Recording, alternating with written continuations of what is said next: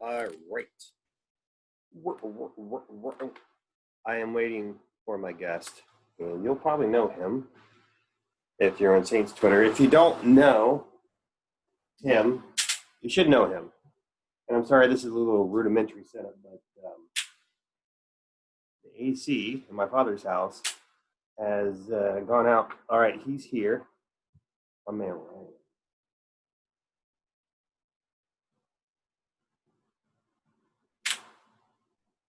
All right. Yo, What's up, my man? yo, what up, brother? I don't see you, sir.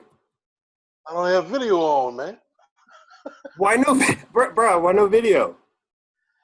All right, let me put on a shirt. Shit. Oh well, let's do it. Okay. I have to warn you though. I am recording. I can't edit this out. Well, maybe, Oh, but all right. it's recording already. So, All right, give me 1 minute. yes, sir. It's not a rush.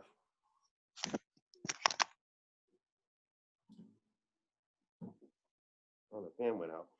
Oh, maybe we should just record both records with our shirts off since it's so hot.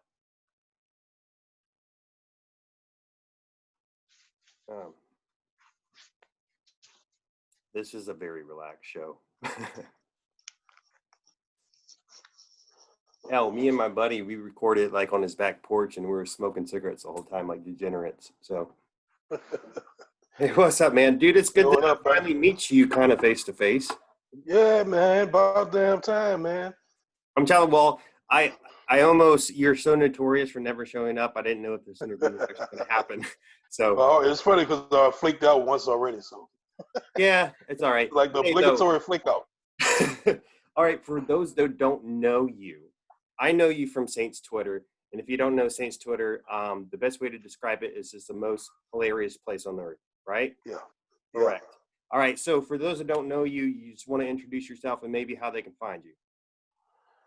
I mean, just catch me. My name is Ryan, but you can catch me on Twitter at datboywolf. At DATBOYWOLF.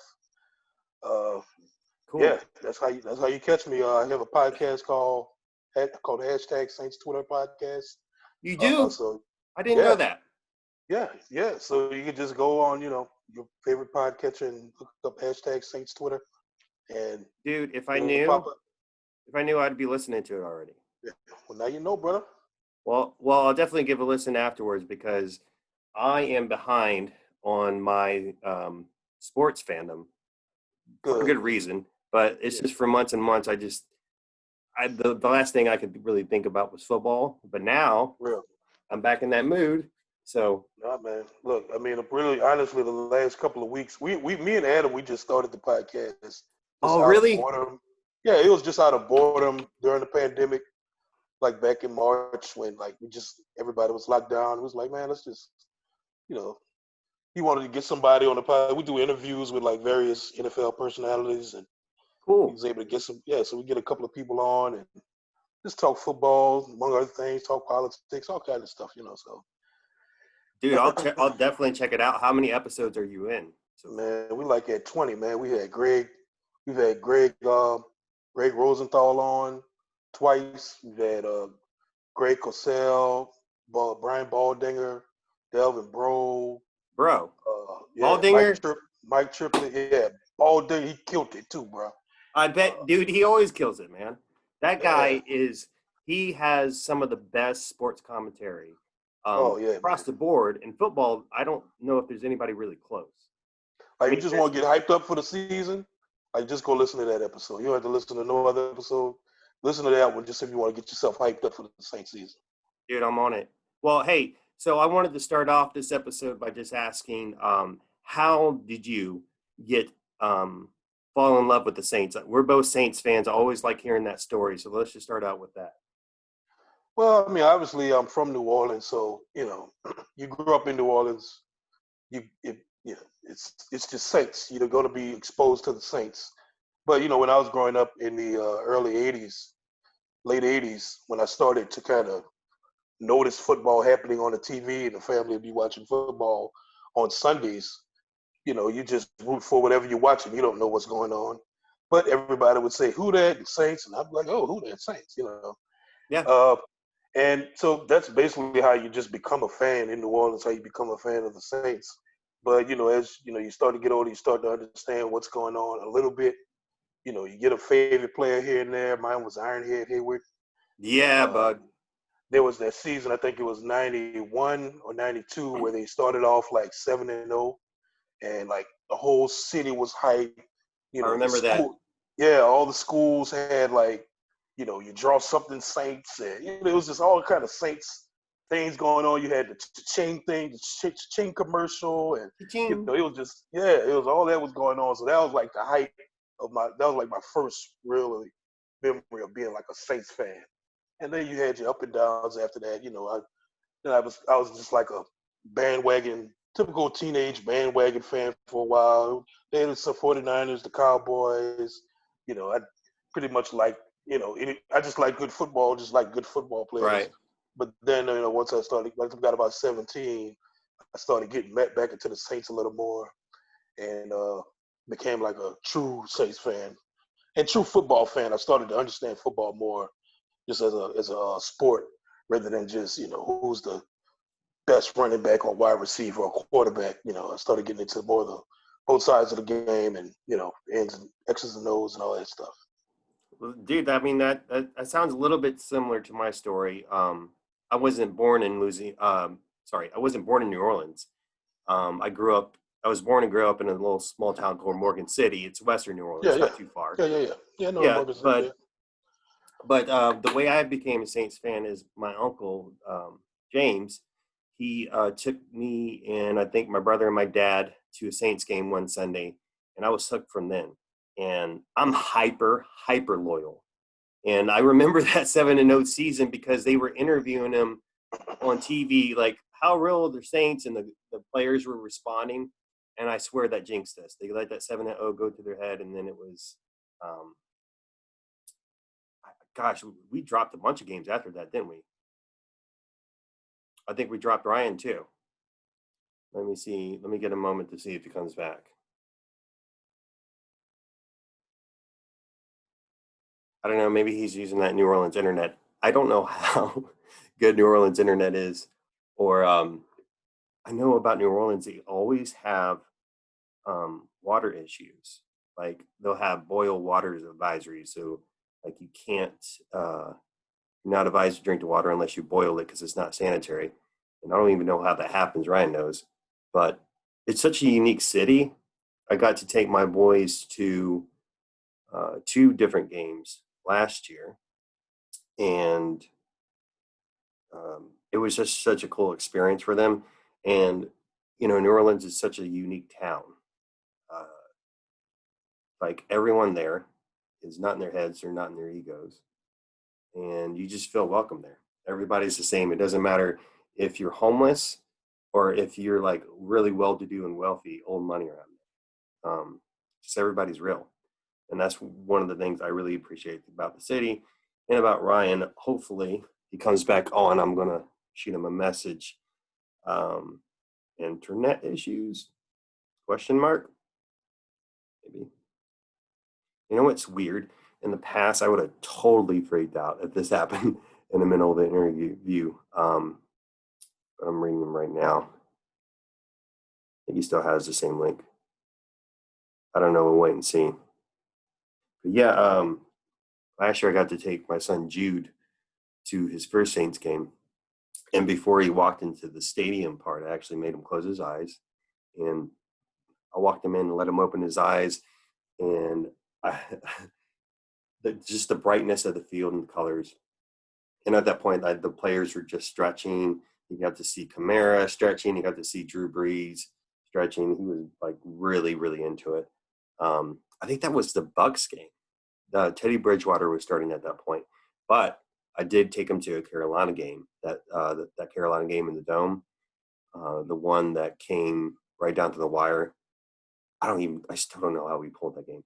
That was the goal line stand, and they kept them out. I still can't believe it. And the Panthers really should have won that game. They totally botched that whole last half, but I ain't complaining. That was such a fun game. But let me see. Ryan. I don't know, man. Maybe he will have some editing software. That's one thing I still need to do. There's so many things I need to do. I have so many irons in the fire. It's kind of ridiculous. I need to tear down some of this stuff. But I'll wait a little bit longer. And then maybe I don't know if you can pause this recording. Oh, you can. So I'll pause it. All right, so we're back. And I just wanted to discuss with you briefly. Obviously, sports is a great thing, but there's unhealthy ways to approach it, and there's healthy ways to deal with it. Just in your view, like if you're thinking about, you got a child and you want to make them a sports fan, how do you go about it and maybe shield him or her from unnecessary emotional pain that some kids and hell adults can't experience from being too invested in these games? I don't have kids, so I can't really give an opinion on how to, but I guess my approach would be focus on when if your child has interest in a certain sport, football, baseball, whatever, expose them to the sport, not so much to the team.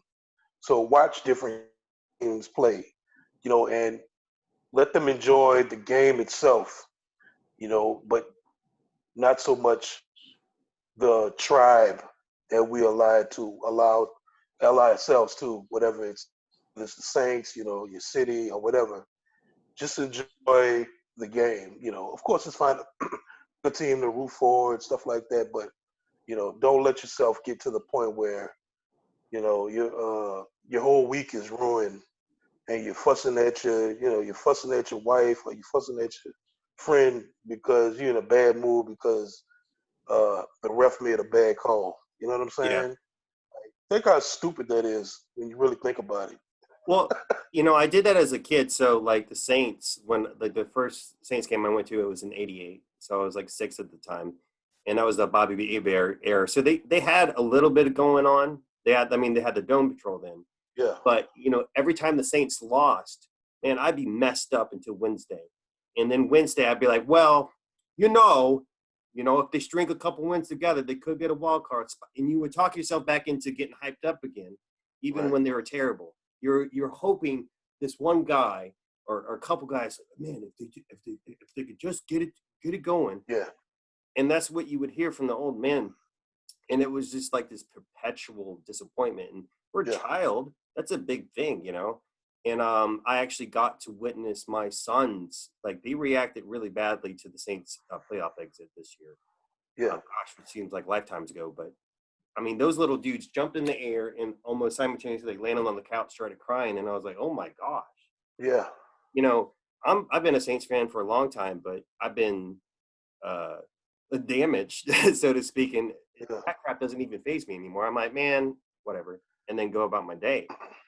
But right, for little children, I think that's good advice, man. Because did you have fun? Because I think it's the same rules as playing sports. I right. got to coach my son in basketball last year, and we lost our second game. And the guy who missed the shot that would have won it, man, he started crying. And I said, "No, dude, it's not your fault. You guys tried your best." And he was the one that scored all the points anyway. And he was beating himself up after the loss. It's like, no, man, don't. That's the biggest thing. Sports should be fun. Yeah, There's I mean, it is kind of ridiculous to be that broken up. I mean, I remember for years, I was really active on Tiger droppings, their Saints form. I go back there now. I know a lot of these guys are in their 50s and stuff. They talk about it all the time. And I used to do that. It's yeah, crazy. Like yeah, it's one thing on Twitter when you're just kind of in your off time. yeah, But some people they get really emotionally invested in it. yeah. I remember. I guess my first disappointment. It's funny because I guess you kind of mimic the adults around you because my sister, she was a big Saints fan, and she would get so upset and after a loss. So I guess as a child you kind of mimic the adults you respect, Yeah. and so I'd be upset too. I'm like, dang, Saints lost. And I guess you start to mimic that emotion. I Yeah. remember, my first real emotional reaction. I think it was that same season when Saints started off like 7-0. I think they beat the Falcons twice that season, swept them. Mm. Those But are then two years.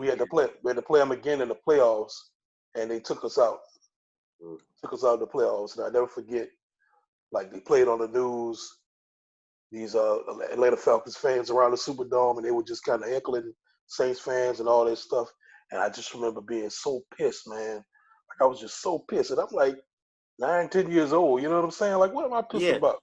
But I was just so pissed and hurt, and I still remember it. Obviously, I remember it so clearly. So obviously, it had like an effect on me. That's why I hate the Falcons to this day. But Yeah. Yeah. I don't care is what that anybody healthy? says. Like, they try. I don't know. Now that Cam Newton's gone, I don't dislike Cam as a person. He's actually a really good person if people give him too hard time. But he Yeah, is kind of aggravating in his mannerisms on the yeah, field. yeah, yeah. But he's a good dude. But it'll always be the Falcons. That's it. I hate those guys Straight up. forever. I hate their fan base. Their fan base is stupid. But let's go this route. Let's say hardest loss as a child and hardest loss as an adult. Okay. I mean, as a child, I just gave it to you. That Falcons loss. That's why I wanted to Uh, ask. yeah, that's the hardest one. That's the one I never forget. After that, as an adult, I mean, this is easy. I The know. nine call. I mean that changed me as a sports fan. Like I'm not the same fan I was before that day. After that day, I I made explicit decision that I'm not going to let myself be so emotionally tied to any kind of sports team ever. Not going to do it again. Because after that, I mean, I'm not going to say I was depressed because there's clinically depressed, clinical depression. You know, Yeah. I'm not going to say I was there, but I was a few steps from that. You know what I'm saying? Like I was Yeah. down. I didn't want to talk to nobody. Want to tweet. I didn't want to. I just wanted to stay to myself. I didn't want to hear about nothing. I didn't watch the Super Bowl after that. I just was done. And I just made a decision like, man, I'm just going to separate myself from football for a couple of weeks. I'm not going to look into the draft. I'm not going to do none of that. I'm just going to try to enjoy other things, try to find other hobbies outside of it. And then when I feel healthy enough, I'm going to come back. And I did. Like after dipping my toe back in a little bit, and I was like, okay, I'm going to enjoy football. And I actually enjoy it more now Mm-hmm. since I've done that because, you know, I'm not a basket case on Monday after a loss. You know what Right. I'm saying? I'm just like, okay, I mean, whether it's I'm not too high when they win, I'm not too low when they lose. I'm just like, hey, it That's was the way. good. I try to enjoy it. I try to enjoy the X's and O's. I enjoy Saints with more than anything, just talking about it and and just really laughing, making fun. When they lose or do something stupid, just clowning. Like that's why I enjoy bringing up bad losses or bad days and just triggering other Saints fans and stuff like that. So Yeah, I I miss just kind that of stuff, enjoy the man. game at this point. Yeah, yeah, that's the fun stuff. So Yeah, now I feel like because I'm in a even during losses, you could just crack each other up, and it's great. yeah, You know, I'd have to say for me that these might be weird ones, or perhaps not. Um, Obviously, there were more crucial losses when I was a child, but I remember the one that was really particularly hurt me so bad was the Hail Mary against the Browns. And the mm, reason was is I had so much hope because we like running backs were a big deal back in the day, and we oh traded all yeah, that for Ricky Williams. I was yeah, hype. And I remember that just it took the air out of me. And as a child, it was devastating for me. And then in adulthood, and this is what started my decline in my, I guess, attachment to sports in general was it was a 2011 against, or I guess it would technically be 2012 against the 49ers. yeah, Um, it was just it set this in stone of, dude, like you can't. I remember at the time, dude, I was mad at my kids and stuff, and they didn't even do mm, anything. They were little, and I didn't want to be around anyone. And I remember right, waking up the next morning, and I was like, no more. yeah, Like I'm not doing this. and I've never taken a loss that hard since. I mean, obviously the non-call, yeah, it sucked, and I didn't watch sports just like you. But I did not let it ruin my day. I That's didn't, good.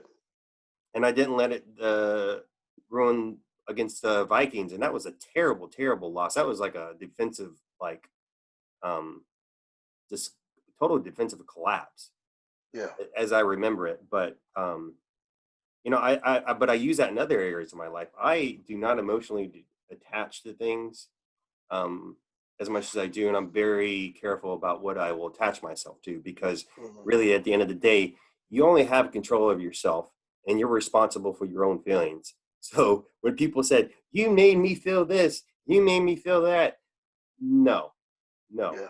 no. No. So, hey, is there anything else that you'd like maybe to close the show with before we end? And definitely, I'm going to check out your podcast, especially since you said Baldinger and Rosenthal. Well, Greg, right? Yeah. I love Yeah. that dude too. Yeah. But is there anything you'd like to end it with? No, man. Like I said, check out the podcast, and I hope you're doing well, brother. I just hope to see timeline this coming season. Doing what you do, cracking jokes like we do. And just enjoy Yeah, it and yeah. be happy, man. Dude, I am. I'm not coming public with it, but I got a really good business opportunity, and it's pretty much assured, but I can't announce it at this point. But it's like life changing business opportunity, so I'm really excited about it. So if you're praying, man, pray for me. I am. I mean, I'm optimistic about it, but it's not set in stone yet. So, Yeah. but it's a big opportunity for me. Well, I But hope that works out, man. yes, sir. Well, Ryan, hey man, thanks for coming on the show. We'll have to do this again. Yeah. I'd be open to coming on your show sometimes. I know a lot of Yeah. people know me, but once the games start and I start seeing Yeah. stuff, I know I'm gonna have Yeah. thoughts, right? So Yeah. anyway, peace be with you, man. Take care, brother. All right, later.